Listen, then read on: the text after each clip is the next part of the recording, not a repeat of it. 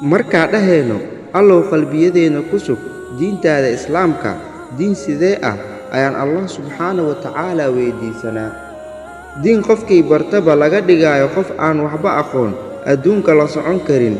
diin qofkii korun sheega uu noqonayo argagixiso diin qofkii ku dhaqma uu noqonayo qof dib dhacsan diin aan masaajida ugu soo tagnay jadwalka nolosheenana ka saarnay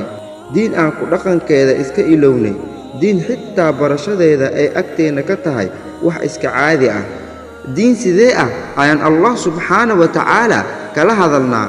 ma diintii Umar bin Khattab ka dhigtay halyeeyii islaamka isagoo markii hore dulli ku jiray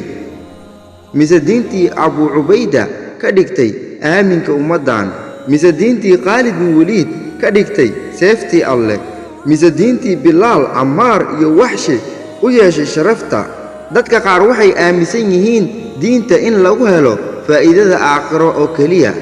balse runta ayaa waxay tahay diinta faa'iidadeeda in lagu helaayo adduun iyo aakhiraba diin waa tan faqriga ka saartay muslimiintii xilligii khilaafada umayyiinta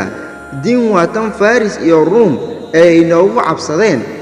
Yurub iyo Aasiya aabayaasheenii hore tahriib iyo tuugsi kuma aysan galin ee awood ayay ku furteen maantana tahriib iyo tuugsi ayaan ku galnaa haddaan aaminsannahay in diinta nafcigeeda aakhiro lagu helo diin sidee ah ayaan Allah subxaanahu wa ta'ala weydiisanaa inuu nagu sugo inta aan caloosheenna u nahay addoomo diin iska daaye xitaa caqligeenna ma difaacan karno waxaa diyaariyey qoraalkan Maxamed bin Faarax